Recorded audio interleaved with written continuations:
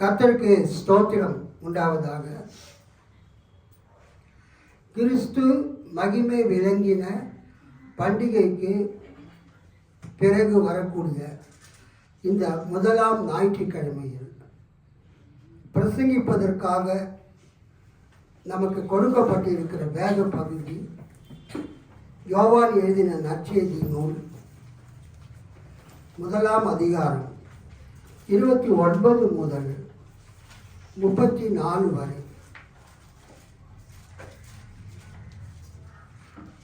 St. John's Gospel, 1st chapter, verses 29 to 34. மறுநாளிலே யோவான் இயேசுவை தன்னிடத்தில் வர கண்டு, இதோ உலகத்தின் பாவத்தை சுமந்து தீர்க்கிற தேவ ஆட்டுக்குட்டி, எனக்கு பின் ஒருவர் வருகிறார், அவர் எனக்கு முன்னிருந்தபடியால் என்னிலும் மேன்மையுள்ளவர் என்று நான் சொன்னேனே, அவர் இவர்தான். நானும் இவரை அறியாதிருந்தேன். இவர் இஸ்ரவேலுக்கு வெளிப்படும் பொருட்டாக நான் ஜலத்தினாலே ஞானஸ்நானம் கொடுக்க வந்தேன் என்றான். பின்னும் யோவான் சாட்சியாக சொன்னது, ஆவியானவர் புறாவை போல வானத்திலிருந்து இறங்கி இவர் மேல் தங்கினதை கண்டேன். நானும் இவரை அறியாதிருந்தேன்.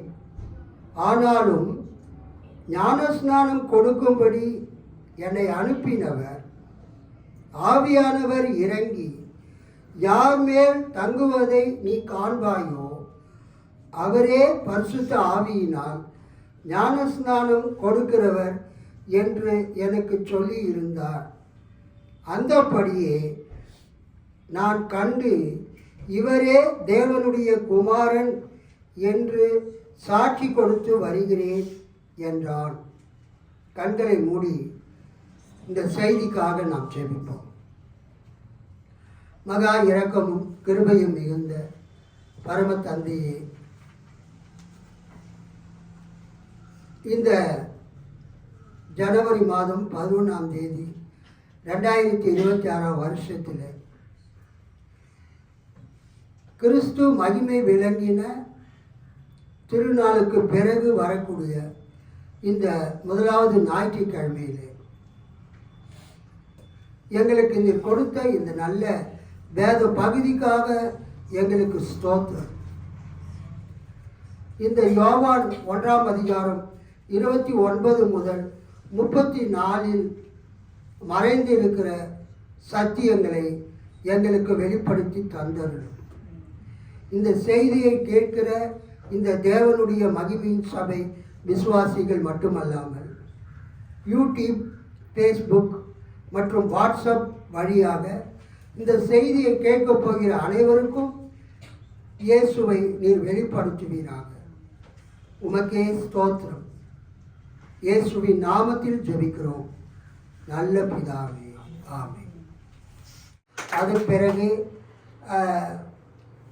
ஒரு 30 வருஷங்கள் கடந்த பிறகு அவர் எகிப்திலிருந்து வந்து நாசிரேத்தூரில் வாசம் பண்ணுறாங்க. இயேசுவும் அவருடைய உலக பிரகாரமான தகப்பனாகிய யோசேப்பும் அவருடைய தாயாகிய மரியாளும் நாசிரேத்தூரில் வாசம் செய்தார்கள். யோசேப்பு ஒரு தச்சனாக இருந்தான்.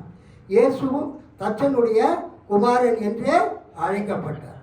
இயேசுவுக்கு 30 வயது ஆனபோது அவர் கடவுளுடைய அழைப்பின்படி, பிதாவாகிய தேவனுடைய சித்தத்தின்படி அவர் யோவான் ஸ்நானன் இருந்த, ஜான் த பேப்டிஸ்ட் இருந்த, ஞானஸ்நானம் கொடுத்து கொண்டிருந்த இடத்திற்கு போய் யோவான் ஸ்நானனிடம் அவர் ஞானஸ்நானம் பெற்றார். அல்லேலூயா. அது எல்லாம் நம்ம யோவானில் பார்க்குறோம். மத்தேயில் இருக்குது, மார்க்கில் இருக்குது, லூக்காவில் இருக்குது, இங்கே யோவான்லேயும் இருக்குது. கர்த்தருக்கு ஸ்தோத்திரம். இங்கே யோவானில் இயேசுவும் அந்த யோவானும் அந்த சந்திக்கிற அந்த நிகழ்ச்சியை நாம் பார்க்கிறோம். இயேசுவும் யோவானும் சந்திக்கிற நிகழ்ச்சியை நாம் பார்க்கிறோம். அதுதான் 29 34.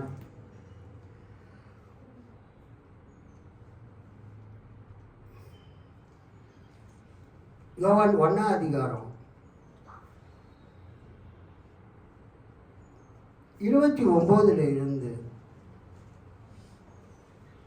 34 என்ன பார்க்கிறோம்? மறுநாளிலே யோவான் இயேசுவை தன்னிடத்தில் வர கண்டு, இதோ உலகத்தின் பாவத்தை சுமந்து தீர்க்கிற தேவ ஆட்டுக்குட்டி. யோவான் ஸ்நானன் அல்லது திருமுழுக்கினர் யோவான், ஜான் த பேப்டிஸ்ட், இயேசுவை பற்றி கூறக்கூடிய ஒரு 3-4 குறிப்புகளை நான் உங்களுக்கு இந்த வேத பகுதியில் இருந்து சொல்ல விரும்புகிறேன். யோவான் 1ஆம் அதிகாரம் 29வது வசனத்தில் யோவான் இயேசுவை பற்றி என்ன சொல்கிறார்? மறுநாளிலே யோவான் இயேசுவை தன்னிடத்தில் வர கண்டு, இதோ உலகத்தின் பாவத்தை சுமந்து தீர்க்கிற தேவ ஆட்டுக்குட்டி. இது திருவிவிலியம் பொது மொழிபெயர்ப்பில் எப்படி எழுதப்பட்டிருக்கிறது? மறுநாள் இயேசு தம்மிடம் வருவதை கண்ட யோவான், இதோ. பைபிளில் எங்கெல்லாம் இதோ வருதோ அங்கே கொஞ்சம் அழுத்தம் கொடுத்து நம்ம படிக்கணும். மறுநாள் இயேசு தம்மிடம் வருவதை கண்ட யோவான், இதோ கடவுளின் ஆட்டுக்குட்டி. நாம் வைத்திருக்கிற பைபிளில் தேவ ஆட்டுக்குட்டி, திருவிவிலியத்தில் இதோ கடவுளின் ஆட்டுக்குட்டி, இதோ கடவுளின் ஆட்டுக்குட்டி. அவர் கை காட்டுறார் இயேசுவை பார்த்து, இதோ இந்த வரார, இதோ இவர் யாரு? கடவுளின் ஆட்டுக்குட்டி, தேவ ஆட்டுக்குட்டி. இதோ தேவ ஆட்டுக்குட்டி நம்மிடத்துக்கு வருகிறார் அப்படின்னு யோவான் சொல்றார். இவரே உலகின் பாவத்தை போக்குபவர். கை தட்டி ஆண்டவரை மகிழ்ச்சிப்படுத்தும். இயேசு கிறிஸ்து தம்மை நோக்கி வருகிறதை கண்ட யோவான் ஸ்நானன் அல்லது திருமுழுக்கினர் யோவான், ஜான் த பேப்டிஸ்ட் என்ன சொல்கிறார்? இயேசுவை காண்பித்து தன்னோடு இருந்த சீடர்களிடத்துல, இதோ கடவுளின் ஆட்டுக்குட்டி, இதோ பாருங்க, லுக், தேவ ஆட்டுக்குட்டி நம்ம இடத்திற்கு வருகிறார். The Lamb of God is coming. கடவுளின் ஆட்டுக்குட்டி, தேவ ஆட்டுக்குட்டி. இங்கிலீஷில் லேம் ஆஃப் காட், லத்தீன் மொழியில் ஆக்னஸ் டெய். என்னதுங்க? ஆக்னஸ்.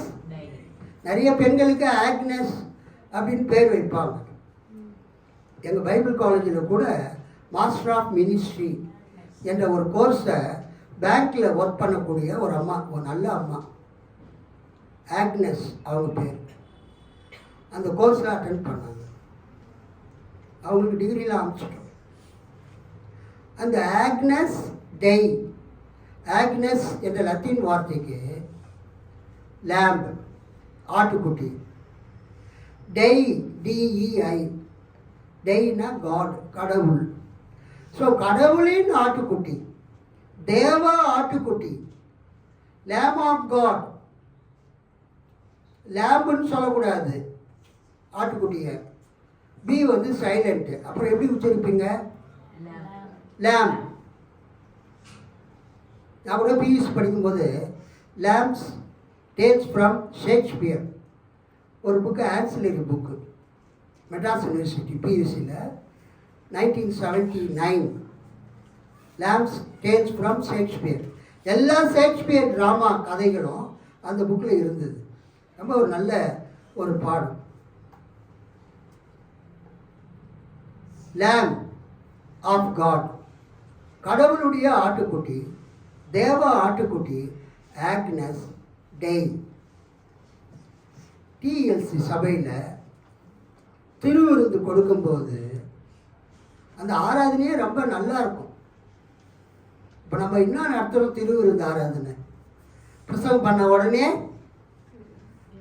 திருவிருந்துக்கு ஆயத்தமாக இருக்கிறவங்க முன்னால் வாங்க, பவுனம்மா ஆரம்ப ஜபம் பண்ணுங்க, க்ளோரி சிஸ்டர் 1 கொரிந்தியர் 11:23 26 வாசிங்க.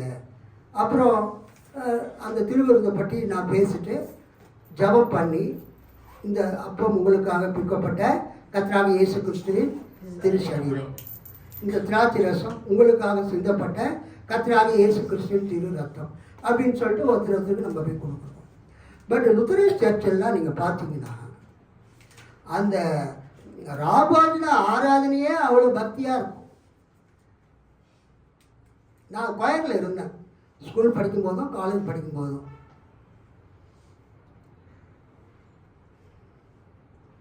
இந்த ஆக்னஸ் டெய், தேவ ஆட்டுக்குட்டி என்ற பாட்டை அந்த திருவிருந்து நேரத்தில் நாங்கள் பாடுவோம்.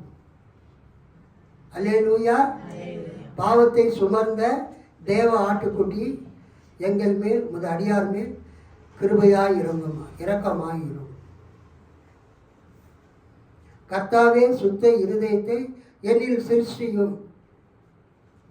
ஞாபகம் இருக்கா அந்த பாட்டில்? அவங்களுக்கு வண்டர்ஃபுல்லாக இருக்கும்.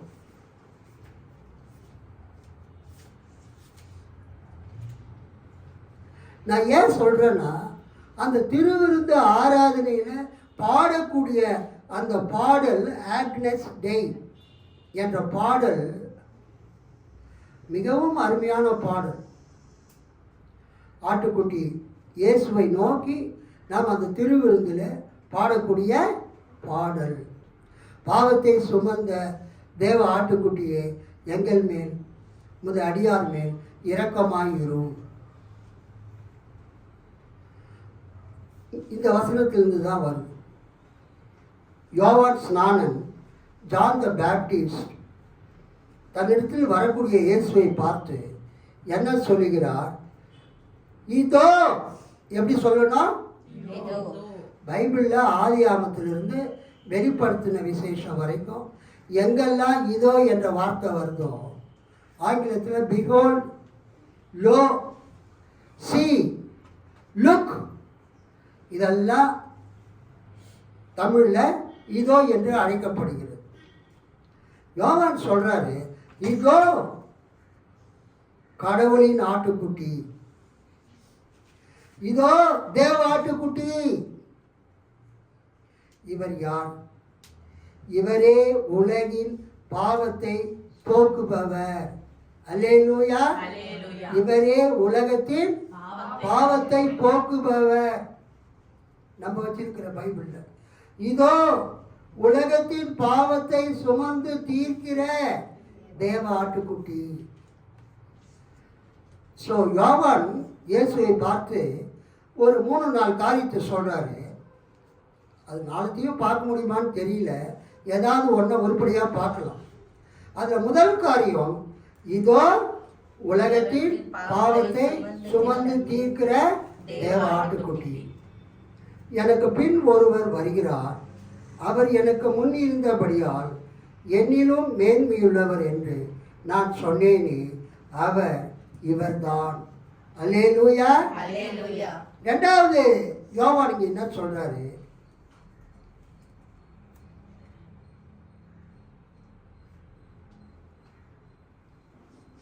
எனக்கு பின் ஒருவர் வருகிறார், அவர் எனக்கு முன் இருந்தபடியால் என்னிலும் மேன்மையுள்ளவர். அல்லேலூயா. யோவானை விட இயேசு மேன்மையுள்ளவர். ஆக்சுவலாக இயேசு பிறக்கிறதுக்கு முன்னால் 6 மாதத்துக்கு முன்னாலேயே கர்ப்பமானவர், எலிசபெத்தின் கர்ப்பத்தில் உற்பத்தியானவர் இந்த யோவான் ஸ்நானன். இவங்க 2 பேரும் சொந்தக்காரங்க. யோவான் ஸ்நானனும் இயேசு கிறிஸ்துவும் யாருங்க? சொந்தக்காரங்க, உறவினர்கள். அந்த காபிரியல் சொன்ன உடனேயே அந்த மரியாள் எலிசபெத்தை பார்க்கறதுக்கு வரா, யூதேயாவுடைய மலை நாட்டுக்கு. அப்பொழுது எலிசபெத்தின் கர்ப்பத்தில் இருக்கக்கூடிய அந்த குழந்தை துள்ளிட்டு. இயேசுவை விட 6 மாசம் பெரியவர் யோவான் ஸ்நானம். ஆனா யோவான் ஸ்நானம் சொல்றாரு, என்ன சொல்றாரு? இயேசுவை விட 6 மாசம் நான் பெரியவர்னு சொல்லலை. அவர் அங்க என்ன சொல்றாரு? அவர் எனக்கு முன்னிருந்தபடியால், அவர் எனக்கு முன்னே இருந்தபடியால், முன் இருந்தபடியால் என்னிலும் மேன்மை உள்ளவர். அங்கு யோவான் எதை சொல்கிறார்? யோவான் பிறக்கிறதுக்கு முன்பதாகவே இயேசு கிறிஸ்து இருந்தார். அல்லேலூயா. The pre-existence of Christ. யோவான் இந்த உலகத்திலே தாயின் வயிற்றிலே கருத்தரித்து பிறப்பதற்கு முன்பதாக இயேசு கிறிஸ்து இருந்தார். The pre-existence of Christ.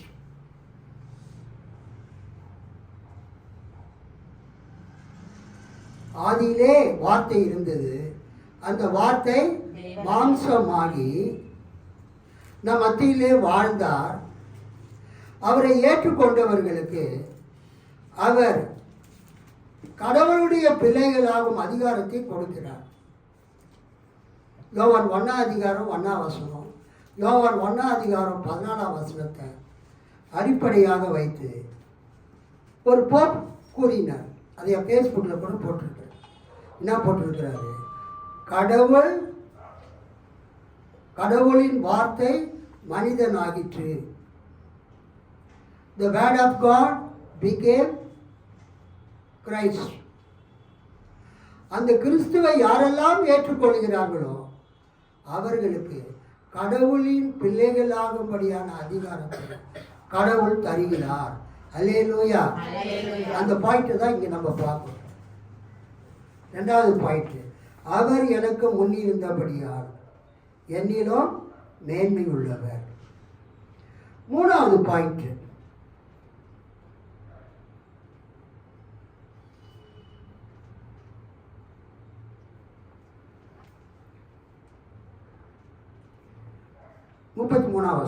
யோவான் 1:33 அவரே பரிசுத்த ஆவியினால் ஞானஸ்தானம் கொடுக்கிறவர். நான் உங்களுக்கு தண்ணீரினால் ஞானஸ்தானம் கொடுக்கிறேன். யோவானாகிய நான் உங்களுக்கு தண்ணீரினால் ஞானஸ்தானம் கொடுக்கிறேன். இதோ வருகிறாரே தேவ ஆட்டுக்குட்டி, இவர் உங்களுக்கு என்ன கொடுப்பாரு? பரிசுத்த ஆவியில் ஞானஸ்தானம் கொடுப்பார். பரிசுத்த ஆவியினால் ஞானஸ்தானம் கொடுப்பார். பரிசுத்த ஆவியினால் மக்களுக்கு ஞானஸ்தானம் கொடுக்கிறவர் யார் என்றால் கர்த்தராகிய இயேசு கிறிஸ்து. அல்லேலூயா. 4வது யோவான் இந்த 34 என்ன சொல்கிறார்? இவரே தேவனுடைய குமாரன் என்று சாட்சி கொடுத்து வருகிறேன் என்றார். இங்கே நிறைய காரியம் பேசலாம். என்னுடைய கண்ணில் பட்டது 4 காரியம். ஒன்று என்னன்னா 29 இதோ தேவ ஆட்டுக்குட்டி, behold the lamb of God, see the Agnes of God, Agnes Day, கடவுளுடைய ஆட்டுக்குட்டி, தேவ ஆட்டுக்குட்டி. 2வது 30 இவர் எனக்கு முன்னிருந்தார். He was existing before me. எனக்கு முன்பதாகவே அவர் இருந்தார். உலகங்கள் தோன்றுவதற்கு முன்பதாகவே இயேசு இருந்தார்.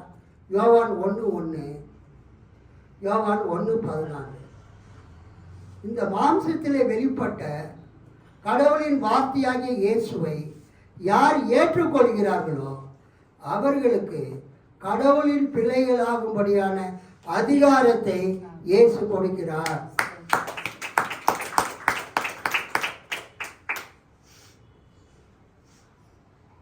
மனித உருவில் வந்த கடவுளின் வார்த்தையாகி இயேசுவை விசுவாசித்து யாரெல்லாம் அவரை ஏற்றுக்கொள்கிறார்களோ அவர்களுக்கு கடவுளின் பிள்ளைகளாகும்படியான அதிகாரத்தை இயேசு கொடுக்கிறார்.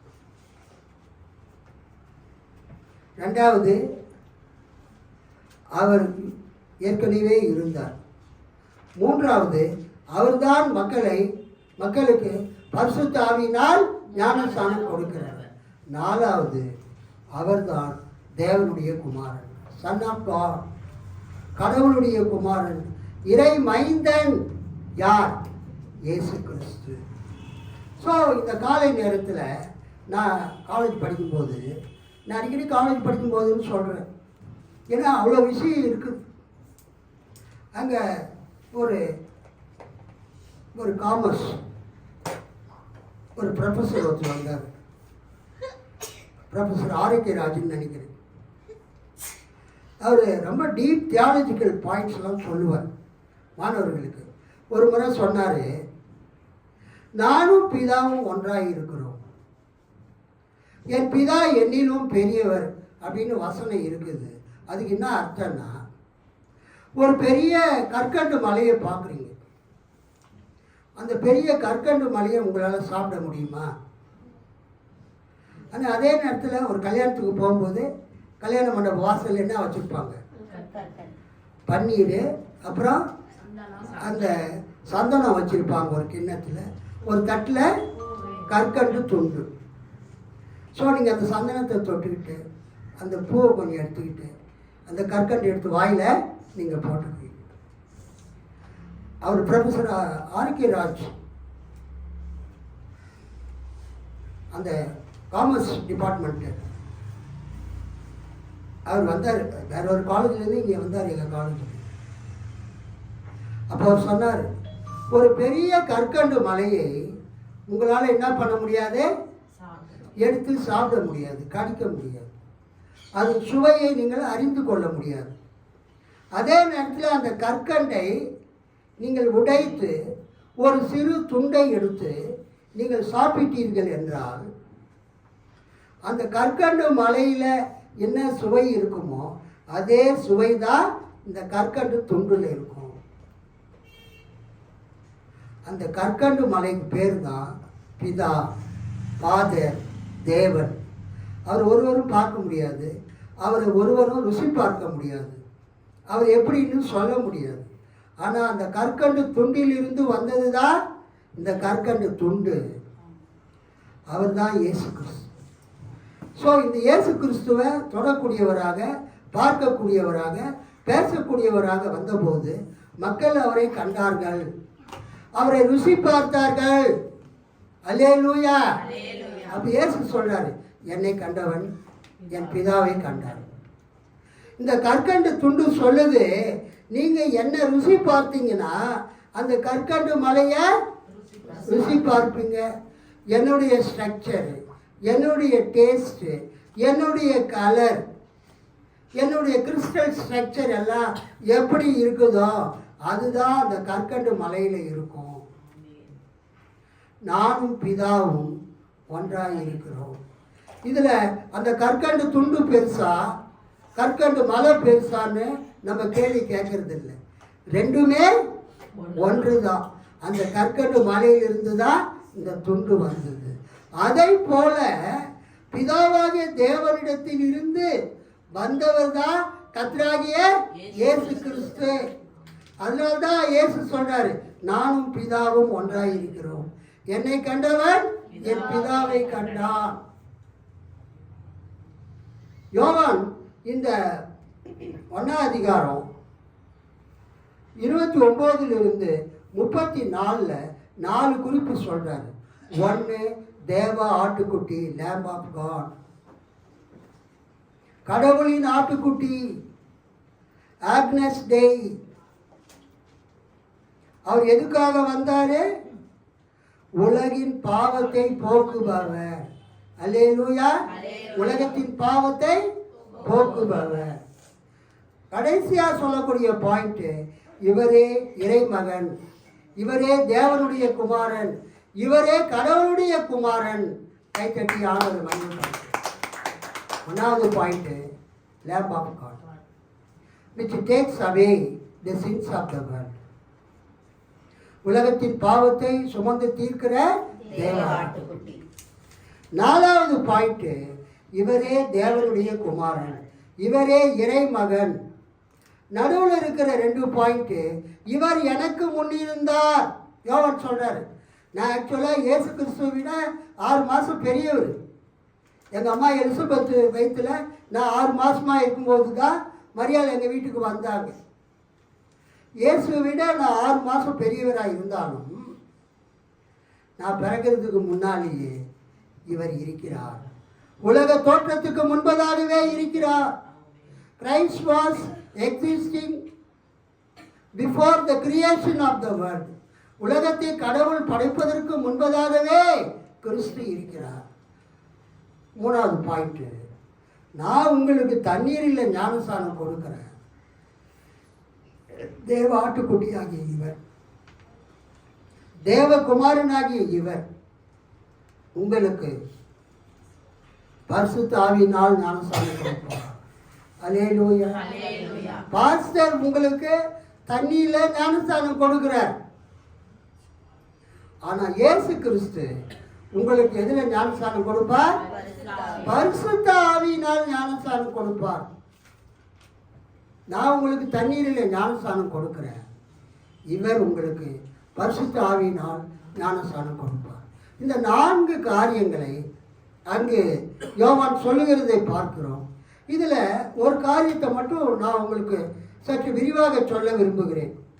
யோவான் சுவிசேஷத்துக்கு ஒரு அருமையான விளக்க உரை தமிழில் வந்திருக்கிறது. திருவிவிலியம் பொது மொழிபெயர்ப்பு நூலின் அடிப்படையில் அருள்பணி முனைவர் K Hieronymus, doctor father K Hieronymus ஒரு ரோமன் கேத்தலிக்கு, புதிய ஏற்பாட்டு இறையியல் அறிஞர். அவர் எழுதின விளக்க உரை திருவிவிலிய விளக்கம் யோவான் சுவிசேஷம். நானும் நிறைய கேத்தலிக் ஃபாதர்ஸுங்களை பார்க்க போயிருக்கிறேன். போகும்போதெல்லாம் பார்க்கறது என்னன்னா, அவங்க செல்ஃபில் பார்ப்பேன் என்ன புக்ஸ் வச்சுருக்காங்க. மேக்சிமம் நான் ஒரு 4-5 ஃபாதர்ஸுங்களை பார்க்க போயிருக்கிறேன். எல்லாம் கொரட்டூர் குழந்தைய ஆலயத்தில் ஃபாதர்களாக இருந்தவங்க. எல்லாருடைய புக் ஷெல்ஃப்லையும் இந்த புக்கு இருக்குது. அல்லேலூயா. அப்படின்னா பார்த்துங்க எவ்வளோ ஒரு சிறந்த புத்தகம். நம்முடைய புரொட்டஸ்டன்ட் சர்ச்சில் நியூ டெஸ்டமெண்ட் தியாலஜியன் நம் அனைவருக்கும் தெரிந்த டாக்டர் மா ஞானவரம் ஐயா, முன்னாள் தமிழ்நாடு இறையியல் கல்லூரி முதல்வர். அவர் ஒரு நியூ டெஸ்டமெண்ட் ஸ்காலர், ப்ரொஃபஸர். நிறைய புக்கு எழுதியிருக்கிறார் நியூ டெஸ்டமெண்ட்டில். ரோமன் கேத்தலிக் சர்ச்சில் எரோனிமஸ், ஃபாதர் எரோனிமஸ், அவர் இந்த யோவான் சுவிசேஷத்துக்கு அருமையான விளக்கம் எழுதியிருக்கிறார். எனக்கு எரோனிமஸ் ரொம்ப பிடிக்கும். வாழ்வு பெற என்கிற ஒரு நூலை கூட எழுதியிருக்கிறார். யோவானை பேஸ் பண்ணி ஒரு ஷார்ட் புக்கு. அது நான் ஏற்கனவே வாங்கி அதை படித்து உங்களுக்கு டீச் பண்ணியிருக்கிறேன். இப்பொழுது இந்த எரோனிமஸ் யோவான் 1ஆம் அதிகாரம் 29ஆம் வசனத்துக்கு அவர் கொடுக்குற விளக்கத்தை பாருங்கள். நான் ஜஸ்ட் அவர் எழுதின புஸ்தகத்திலேருந்து படிக்க விரும்புகிறேன். அதிகாரம் 1 வசனம் 29. இதோ கடவுளின் ஆட்டுக்குட்டி, behold the lamb of God. இச்சொற்றொடரை இருவேறு பொருள்களில் புரிந்து கொள்ளலாம். 1 ஆட்டுக்குட்டி, 2வது இறை ஊழியர். இந்த ஆட்டுக்குட்டி என்ற வார்த்தையை 2 விதமாக மொழிபெயர்க்கலான்னு எரோனிமஸ் சொல்கிறார். 1 ஆட்டுக்குட்டி, 2வது இறை ஊழியர், lamb of God. 2வது servant of the Lord, ஏபேத் யாவே. ஏசாயா 53 வரக்கூடிய அந்த கர்த்தருடைய ஊழியர், சர்வன்ட் சாங்ஸ், கர்த்தருடைய தாசன் என்ற பாடலின் அடிப்படையில் அந்த கர்த்தருடைய ஊழியன் என்றும் சொல்லலாம் என்று எரோனிமஸ் எழுதியிருக்கிறார். ஸோ கடவுளின் ஆட்டுக்குட்டியை எப்படி விளக்கலாம்? 1 ஆட்டுக்குட்டின்னு விளக்கலாம், இன்னொன்று இறை ஊழியன் என்று விளக்கலாம். இந்த ஆட்டுக்குட்டியையே, கடவுளின் ஆட்டுக்குட்டியையே, தேவ ஆட்டுக்குட்டியையே 4 விதங்களில் விளக்கலாம்.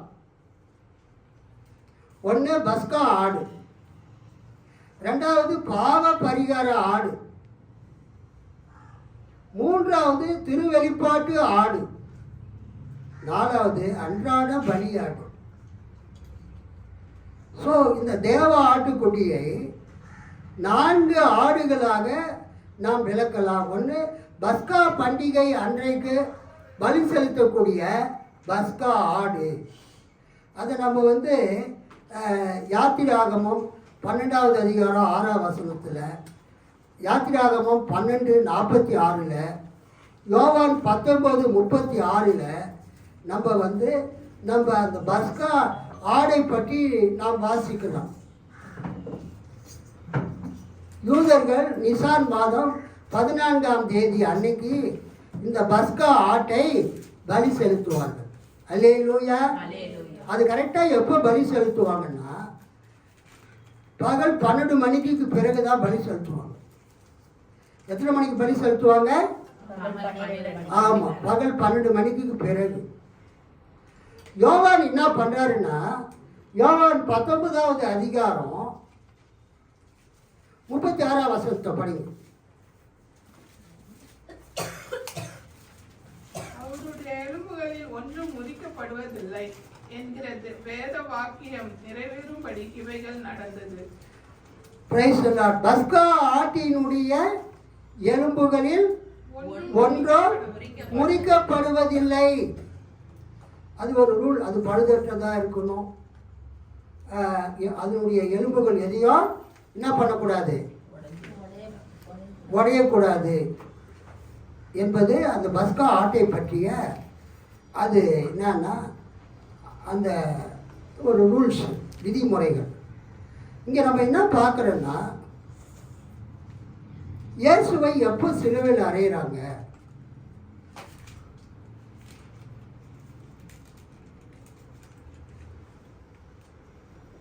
ஆறாம் மணி நேரத்தில்.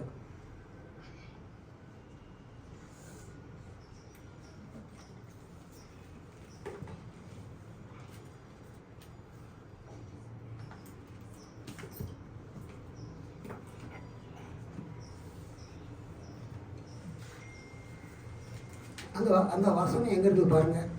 6ஆம் மணி நேரத்தில்.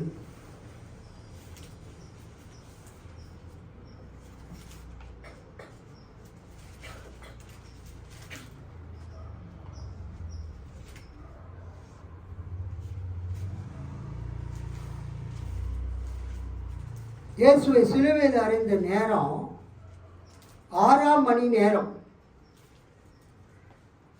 14ஆம் வசனம். என்ன பார்க்குறீங்க நீங்கள்? அந்த நாள் பஸ்காவுக்கு ஆயத்த நாளும் ஏறக்குறைய 6 மணி நேரமுமாய் இருந்தது. அதாவது சூரியன் உதயமானதிலிருந்து நீங்கள் கணக்கிட்டீங்கன்னா 6ஆம் மணி என்பது பகல் 12 மணி. அல்லேலூயா. ஸோ யூதர்கள் பஸ்கா ஆட்டை பலி செலுத்தும் நேரம் எதுங்க? பகல் 12 மணிக்கு தான் அவங்க அந்த பலி செலுத்துவாங்க. ஸோ மார்க்கு சுவிசேஷத்தில் நீங்கள் பார்த்தீங்கன்னா இயேசுவை சிலுவையில் அறைந்த நேரம் 3ஆம் மணி வேலை என்று எழுதப்பட்டிருக்கும். மார்க்கில் இயேசுவை சிலுவையில் அறைந்த மணி எத்தனை மணிங்க? 3ஆம் மணி நேரத்தில் அவரை சிலுவையில் அறைந்தார்கள் என்ற வசனம் இருக்கும். ஆனால் யோவானில் இயேசுவை சிலுவையில் அறையப்பட்ட நேரம் எத்தனை மணி போட்டிருக்குது? 6ஆம் மணி. மார்க்கு 15:25 அவரை சிலுவையில் அறைந்த போது 3ஆம் மணி வேலையாக இருந்தது. 3ஆம் மணினா மார்னிங் 9 o'clock. இயேசுவை காலையில் 9 மணிக்கு சிலுவையில் அறைஞ்சாங்க. அவர் சாயந்தரம் 9 மணிக்கு அவர் ஜீவனை விட்டார். Evening 3 o'clock. 6 மணி நேரம் சிலுவையில் தொங்கினார். ஆனால் யோவான் என்ன எழுதுறாரு? இயேசுவை சிலுவையில் அறைந்த நேரம் எத்தனை மணிங்க? 6ஆம் மணி. அந்த நாள் பஸ்காவுக்கு ஆயத்த நாளும். ஏறக்குறைய 6 மணி, that is 12 o'clock, noon, 12 noon, பகல் 12 மணியாக இருந்தது. அதனால இயேசு காலையில் 9 மணிக்கு சிலுவையில் அறையப்பட்டாரா, பகல் 12 மணிக்கு அறையப்பட்டாரா, அந்த டவுட் நமக்கு வேணும். யோவான் அப்படி எழுதி இருக்கிறாரு, மார்க் இப்படி எழுதி இருக்கிறார். யோவான் ஏன் 6ஆம் மணி நேரத்தில் இயேசு சிலுவையில் அறைந்தாங்கன்னு எழுதினாருன்னா, யோவான் இயேசு கிறிஸ்து பஸ்கா ஆடு என்பதை காட்ட அவர் விரும்புகிறார். இயேசுவை என்னவென்று காட்ட விரும்புகிறார்? பஸ்கா ஆடு. பஸ்கா ஆட்டை நிசான் மாதம் 14ஆம் தேதி 12 நூன், பகல் 12 மணிக்கு பிறகுதான் பஸ்கா ஆடை அடிப்பார்கள். எருசலேமுக்கு கிட்டத்தட்ட 1,00,000 பேருக்கு மேலே மக்கள் வந்திருப்பாங்க. அந்த 1,00,000 பேரும் தங்கள் ஆட்டை எருசலேம் தேவாலயத்தை கொண்டு வந்து ஆசாரியர்கள் கையில் கொடுத்து அந்த ஆட்டை அவங்க என்ன பண்ணுவாங்க? பலியிடுவாங்க. அப்போ 1,00,000 பேர் எருசலேம் தேவாலயத்தில் பஸ்கா ஆட்டை பலி செலுத்தணும்னா, தங்கள் காணிக்கைகளை பலி செலுத்தணும்னா எவ்வளவு நேரம் ஆகும்? அதை நம்ம கணக்கு பண்ணணும். அதுக்காக பகல் 12 மணிக்கு அவங்க அதை ஆரம்பிப்பாங்க. யாத்திராகமம் 12வது அதிகாரம் 6ஆம் வசனத்தை படிங்க. ஒருத்தர் டக்குன்னு படிங்க. யாத்திராகமம் 12:6.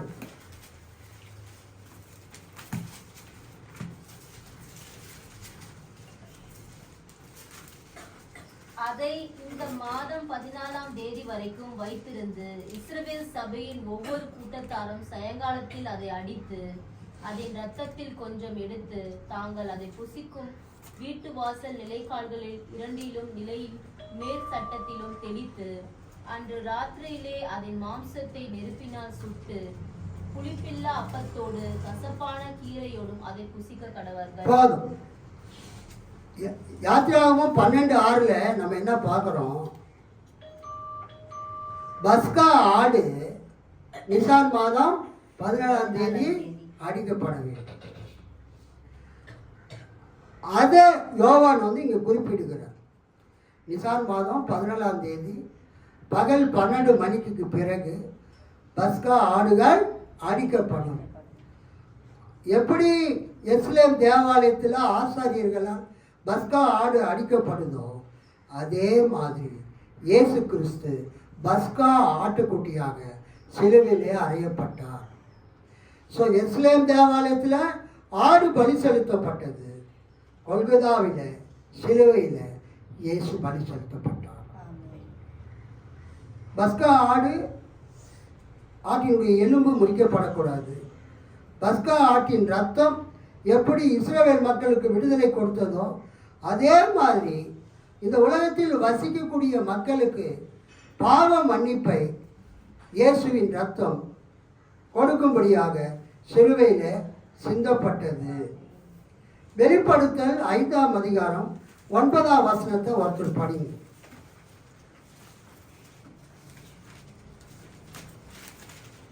தேவரீர் புஸ்தகத்தை வாங்கவும் அதன் முத்திரைகளை உடைக்கவும் பாத்திரராய் இருக்கிறீர். போதும். வெளிப்படுத்தின விசேஷத்தை புரிந்து கொள்வதற்கு வெளிப்படுத்தல் 4ஆம் அதிகாரமோ 5ஆம் அதிகாரம் தான் திறவுகோல் அதிகாரங்கள். அல்லேலூயா. நான் ஆன்லைன் கிளாஸ் எடுக்கும்போது நான் அடிக்கடி சொல்லுவேன், வெளிப்படுத்தல் விசேஷத்தில் 22 அதிகாரம் இருக்குது. அதில் மிகவும் முக்கிய அதிகாரம் எதுன்னா 4ஆம் அதிகாரமோ 5ஆம் அதிகாரம். 4ஆம் அதிகாரத்தில் சிம்மாசனத்தின் மேலே தேவன் வீட்டி இருக்கிறார். 5ஆம் அதிகாரத்தில் அடிக்கப்பட்ட வண்ணமாய் இருக்கிற ஆட்டுக்குட்டியானவர் சிம்மாசனத்தில் உட்கார்ந்திருக்கிறவருடைய கரத்தில் இருக்கக்கூடிய அந்த மூடப்பட்ட முத்திரையிடப்பட்ட 7 முத்திரைகளால் முத்திரையிடப்பட்ட அந்த தோல் சுருளை வாங்கி அந்த முத்திரைகளை உடைத்து அதை பிரித்து அவர் வாசிக்க ஆரம்பிக்கிறார். ஆக வெளிப்படுத்தின விசேஷத்தை புரிந்து கொள்வதற்கு திறவுகோல் அதிகாரங்கள் எதுவென்றால் வெளிப்படுத்தல் 4ஆம் அதிகாரமோ 5ஆம் அதிகாரம். 4ஆம் அதிகாரத்தில் த்ரோன் ஆஃப் காட், தேவன் அமர்ந்திருக்கிற சிங்காசனம். 6வது அதிகாரத்தில் அந்த சிம்மாசனத்துக்கு முன்பாக நின்று கொண்டிருக்கிற அடிக்கப்பட்ட வண்ணமாய் இருக்கிற ஆட்டுக்குட்டியானவர். ஸோ இந்த காலை நேரத்தில் அங்கு வெளிப்படுத்தல் 5:9 வரக்கூடிய இயேசுவை, அந்த அடிக்கப்பட்ட வண்ணமாய் இருக்கிற ஆட்டுக்குட்டியானவரை அங்கே இருக்கிறவங்க எப்படி அழைக்கிறாங்க? படிங்க. தேவரீர் புஸ்தகத்தை வாங்கவும். தேவரீர் யாரை பார்த்து சொல்றாங்க?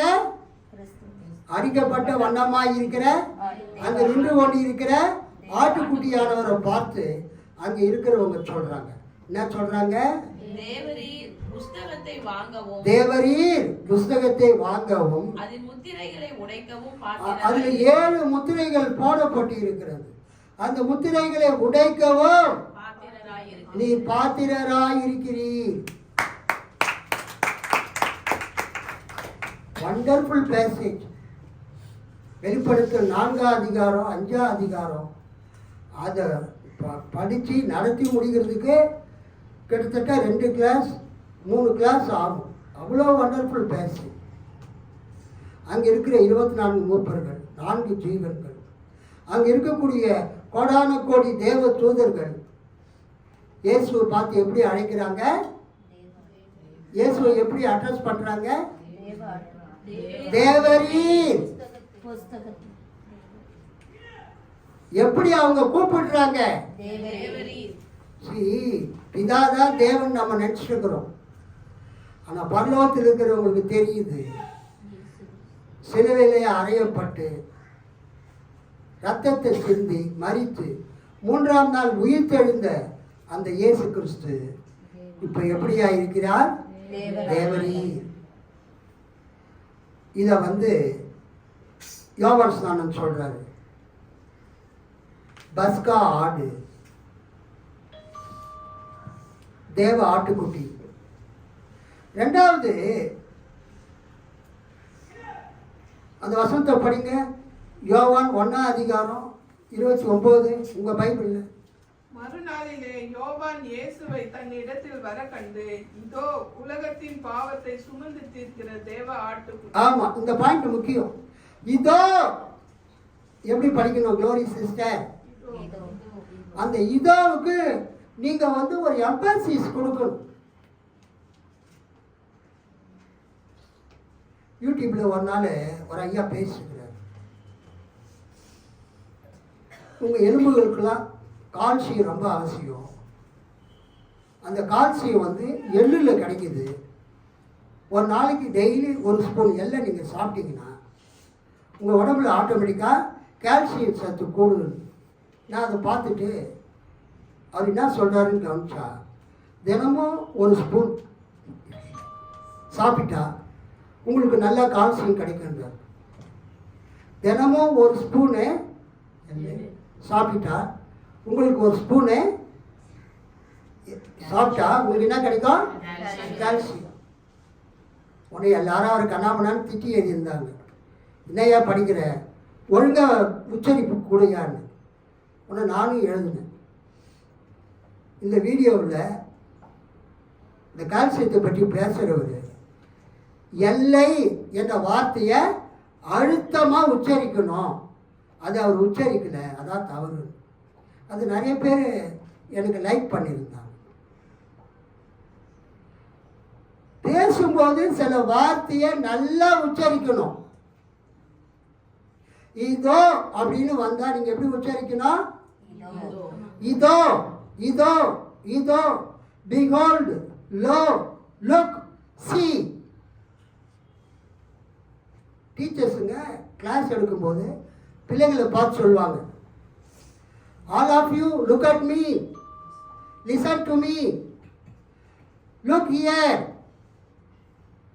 see அப்படின்னு சொல்லுவாங்க. அதுக்கு என்ன அர்த்தம்னா அது ஒரு கமாண்டிங் வேர்ட். எல்லாரும் இங்கே என்ன கவனிங்க. Are you here? எல்லாரும் இங்கே தான் இருக்கிறீங்களா? அது மாதிரி பைபிள் படிக்கும்போது தூங்கிக்கிட்டே படிக்கக்கூடாது. ஆதி ஆகமத்திலிருந்து வெளிப்படுத்தல் வரைக்கும் எங்கெல்லாம் இதோன்னு வருதோ அது எப்படி படிக்கணுமா? நல்லா அழுத்தமா எப்படி படிப்பீங்க? இதோ இதோ இதோ. நான் எப்படி ப்ரொனவுன்ஸ் பண்றேன்? அந்த இதோவை அழுத்தி ப்ரொனவுன்ஸ் பண்ணணும். இதோ உலகத்தின் பாவத்தை சுமந்து தீர்க்கிற தேவ ஆட்டுக்குட்டி. இது பழைய ஏற்பாடு நீங்க பார்த்தீங்கன்னா நியாய தீர்ப்பின் நாள், பாவ நிவாரண நாள், டே ஆஃப் அட்டோன்மெண்ட், பாவ கழுவாய் நாள் அப்படின்னு ஒரு நாள் வருது. அது யூதர்களுடைய 7வது மாதம் திஸ்ரி மாதத்தில். திஸ்ரி அப்படின்னாலே தேவனுடைய நியாய தீர்ப்பு, ஜட்மெண்ட் ஆஃப் காட்.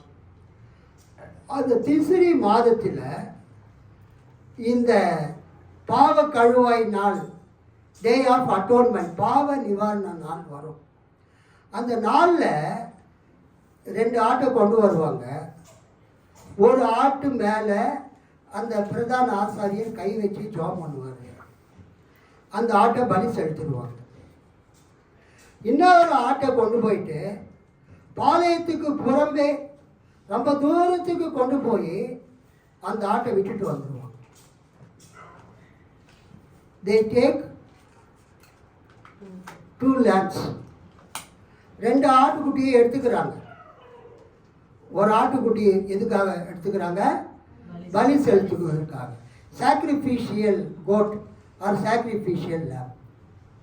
இன்னொரு கோட் என்னன்னா அதுக்கு பேர் போக்காடுன்னு பேர். அதுக்கு பேர் என்னதுங்க? போக்காடு. அதுக்கு இங்கிலீஷில் ஸ்கேப் கோட். எஸ்கேப்புக்கு என்ன ஸ்பெல்லிங்க? ESCAPE. அது ஈயை கட் பண்ணிடுவீங்க. ஸ்கேப். Escape scape. எஸ்கேப்புனா அந்த ஆடே தப்பிச்சு போகிறது. அந்த ஆடே எப்பா இந்த ஜனங்களை விட்டு தப்பிச்சு போனால் போகுதுன்னு அந்த ஆடே தப்பிச்சு ஓடிட்டா அந்த ஆடு எஸ்கேப் ஆயிடுச்சு.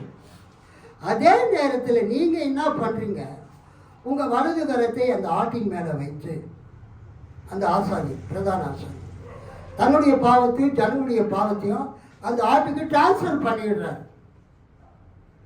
அப்போ அந்த ஆட்டின் மேலே எல்லாருடைய பாவமும் சுமத்தப்படுகிறது.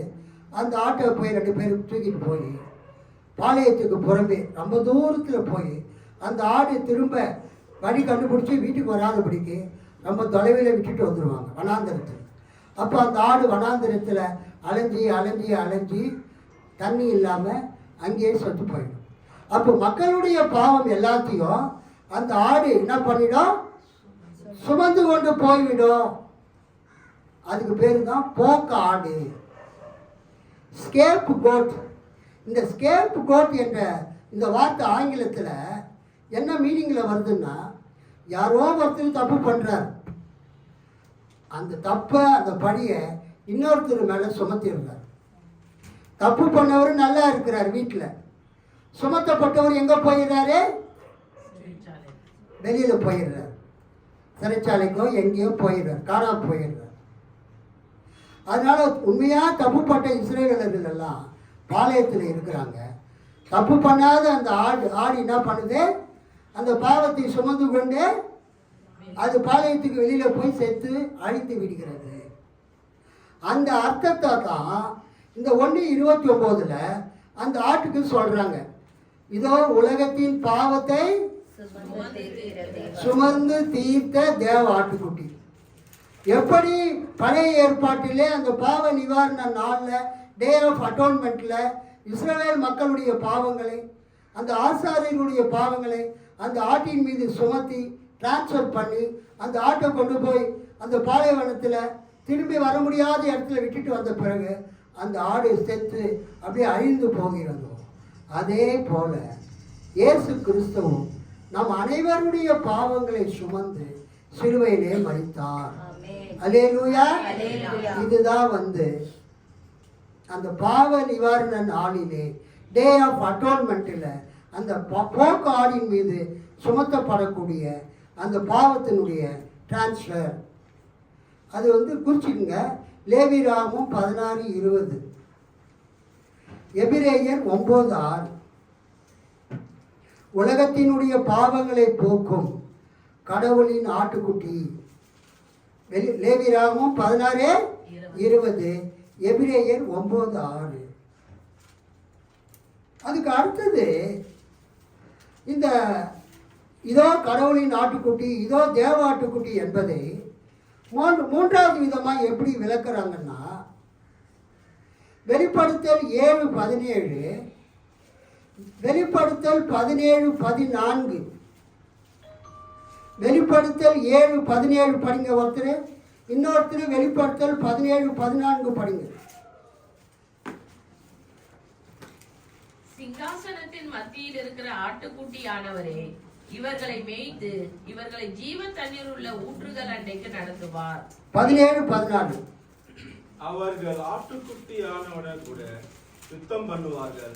ஆட்டுக்குட்டியானவர் கத்தாதி கர்த்தரும் ராஜாதி ராஜாவுமாய் இருக்கிறபடியால் அவர்களை ஜெயிப்பார். அவரோடு கூட இருக்கிறவர்கள் அழைக்கப்பட்டவர்களும் தெரிந்துபட்டவர்களும் உண்மையாய் இருக்கிறார்கள் என்றான். ஸோ இந்த வெளிப்படுத்தல் 7:17 வெளிப்படுத்தல் 17:14 வரக்கூடிய அந்த ஆட்டுக்குட்டி அவர் வெற்றி பெற்ற ஆட்டுக்குட்டியாய் இருக்கிறார். அல்லேலூயா. பழைய ஏற்பாட்டுக்கு புதிய ஏற்பாட்டுக்கு இடையில மக்கபேயர் காலத்தில் இருந்து புதிய ஏற்பாடு காலம் வரைக்கும் கொம்புடன் தோன்றும் ஆடு வெற்றியின் சின்னமாக கருதப்பட்டது. கை தட்டி ஆதரவு அனைவரும். மக்கபேயர் காலத்தில் இருந்து கொம்புடன் தோன்றும் ஆடு வெற்றியின் சின்னமாக கருதப்பட்டது. அதைத்தான் இந்த யோவான் 1:29 யோவான் ஸ்நானம், இதோ தேவனுடைய ஆட்டுக்குட்டி, இதோ கடவுளின் ஆட்டுக்குட்டி, இதோ இறைவனின் வெற்றி. அல்லேலூயா. தேவ ஆட்டுக்குட்டி என்பதை யோவான் ஸ்நானம் எப்படி கூறியிருக்கலாம்? இதோ கடவுளின் வெற்றி, இறைவனின் வெற்றி, இறைவனின் வெற்றி இவரில்தான் இருக்கிறது என்று மொழிபெயர்க்கலாம். 4வது ஆட்டுக்குட்டி அன்றாட பலி செலுத்தும் ஆட்டுக்குட்டி. 4வது ஆட்டுக்குட்டி எருசலேம் தேவாலயத்தில் ஒவ்வொரு நாளும் பலி செலுத்தக்கூடிய, மக்களுக்காக பலியாகக்கூடிய அந்த ஆடு தான் இந்த பலியாடு என்றும் நாம் சொல்லலாம். ஒரு அர்த்தம் முடிஞ்சது. 2வது அர்த்தம், இதோ தேவ ஆட்டுக்குட்டி என்பதற்கு இதோ கடவுளின் ஊழியர், இதோ இறைவனின் ஊழியர், servant of the Lord, servant of Yahweh, ஏபெத் யாவே, கடவுளின் ஊழியர். இதோ இறைவனின் ஊழியம் என்ற வார்த்தையை எபிரேய மொழியில இறைவனின் தாலியா என்றும், தாலியா என்றால் ஊழியன் என்றும் மொழிபெயர்க்கலாம். ஏசாயா 53 அவர் அடிக்கப்படும் ஆட்டுக்குட்டியை போல வாய் திறவாது இருந்தார். ஏசாயா 53 சம்மரி போல் வாய் திறக்கவில்லை. அப்போஸ்தலர் 8:32 கடவுளின் ஊழியர் மக்களுக்காக காயப்பட்டார், நொறுக்கப்பட்டார் என்கிற செய்தியை நாம் பார்க்கிறோம். யோவான் 1:30 யோவான் இயேசுதான் மேசியா என்று காட்ட யோவானின் வாயிலிருந்து வரும் இச்சொற்கள் மிகவும் தூண்டுகோலாய் இருந்தன. நிறைய பேர் யோவான் ஸ்நானம் தான் மேசியாவாகிய கிறிஸ்துன்னு சொல்லிட்டு இருந்தாங்க. அப்போ யோவான் சொல்றாரு, நான் மேசியா அல்ல, நான் கிறிஸ்து அல்ல, இயேசுதான் மேசியா. ஸோ இன்றைக்கு இந்த காலை நேரத்தில் இது ஒரு சின்ன வேத பகுதி 29, 30, 31, 32, 33, 34, 29, 30, 31, 32, 33, 34 இந்த 5 வசனத்தில் இயேசு யார் என்று யோவான் குறிப்பிடுகிறார். தேவ ஆட்டுக்குட்டி, தேவனுடைய குமாரன், எனக்கு முன்னே இருந்தவர், உங்களுக்கு பரிசுத்த ஆவியினால் ஞானஸ்நானம் கொடுக்கிறவர். இந்த 5 காரியத்தை அவர் சொல்லுகிறார். இன்றைக்கு நாம் இதோ உலகத்தின் பாவத்தை சுமந்து தீர்த்த தேவ ஆட்டுக்குட்டி என்ற அந்த வார்த்தையை மிகவும் ஆழமாக சிந்திக்க கர்த்தர் உதவி செய்தார். இன்றைக்கு அமெரிக்காவில் இருக்கிற வாலிபர்கள் எல்லாரும் கர்த்தர்கிட்ட வந்து நிற்காங்க, தேவன்கிட்ட வராங்க, பைபிள் படிக்கிறாங்க, சபை ஆராதனைகளிலே கலந்து கொள்கிறாங்க. அவங்க என்ன சொல்றாங்க? இன்னைக்கு உலகம் முழுவதுமே குழப்பத்தில் இருக்குது, ஒரே சண்டை, யுத்தம், மனதிலே நிம்மதி இல்லை, எங்களுக்கு நிம்மதி தேவை, சமாதானம் தேவை. உலகத்தின் காரியங்களை பார்க்கும்போது அங்கே பார்த்தா ரஷ்யாவுக்கும் யுக்ரைனுக்கும் யுத்தம், பாலஸ்தீனத்தை பார்த்தா இஸ்ரேலுக்கும் பாலஸ்தீனத்துக்கும் காசாவுக்கும் அங்கே யுத்தம். இங்கே அமெரிக்காவை பார்த்தீங்கன்னா ட்ரம்ப் வந்து வெனிசுலா மேலே படையெடுத்து அங்கே யுத்தம். கரெக்டா? அதுக்கு அடுத்தது ட்ரம்ப்பு கிரீன்லாந்து மேலே படையெடுக்க போகிறேன்னு சொல்லிட்டு இருக்கிறார். அதை நான் அபகரிக்க போகிறேன். அதனால இன்னைக்கு உலகமே வந்து யுத்தத்தில் இருக்கிறது. எங்களுக்கு நிம்மதி தேவை. எங்கே பார்த்தாலும் சண்டை, எங்கே பார்த்தாலும் சச்சரவு, எங்கே பார்த்தாலும் அமைதியின்மை. எங்களுக்கு என்ன தேவை? நிம்மதி தேவை, சமாதானம் தேவை. ஆகவே நாங்கள் கடவுள்கிட்ட போகணும், கடவுளை நோக்கி ஜெபிக்கணும், கடவுளுடைய வார்த்தையாகிய பைபிளை படிக்கணும், அதை தியானிக்கணும், ஆண்டவரை நோக்கி ஜெபம் பண்ணணும். எங்களுக்கு அவர் சமாதானம் தருவார் என்று இன்னைக்கு அமெரிக்காவில் எஸ்பெஷலி வயசானவங்க இல்லை, வாலிபர்களே நிறைய பேர் இன்னைக்கு சபைக்கு வர ஆரம்பிச்சிருக்காங்க. கைத்தட்டி ஆண்டவரை மகிமைப்படுத்தும். உலகத்தின் காரியங்கள் எங்களுக்கு வேதனை அளிக்கிறது, எங்களுடைய சமாதானத்தை போக்குகிறது. எங்களுக்கு சமாதானத்தை கொடுக்கிறவர் இயேசு கிறிஸ்து. இன்றைக்கு ஒரு நல்ல செய்தியை திருச்சபை பிதாக்கள் நமக்கு கொடுத்திருக்கிறார். இதோ உலகத்தின் பாவத்தை சுமந்த தேவ ஆட்டுக்குட்டி, இவர் தேவகுமாரன், உலகம் தோன்றுவதற்கு முன்பதாக இருந்தவர், நமக்கு பரிசுத்த ஆவியினால் ஞானஸ்நானம் கொடுக்கிறார். நமக்காக சிலுவையில் அறையப்பட்டு மரித்து அடக்கம் பண்ணப்பட்டு 3ஆம் நாள் வீட்டிலிருந்து இன்றைக்கு பிதாவாகி தேவனுடைய வலது பாசத்தில் வீட்டிலிருந்து நமக்காக ஜெபிக்கிறவர்.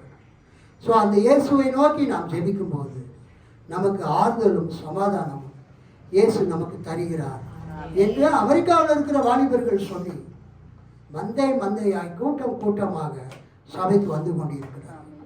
இன்றைக்கு இந்தியாவில் இருக்கிற, சென்னையில் இருக்கிற, தமிழ்நாட்டில் இருக்கிற நமக்கும் இந்த செய்தி உரியது. கர்த்தரை நோக்கி பார்ப்போம். உலகத்தின் பாவத்தை சுமந்த ஆண்டவராகிய இயேசு கிறிஸ்து நமக்கு சமாதானத்தையும் சந்தோஷத்தையும் தர வல்லவராக இருக்கிறார். கர்த்தர் உங்களை ஆசீர்வதிப்பாராக. ஆமென்.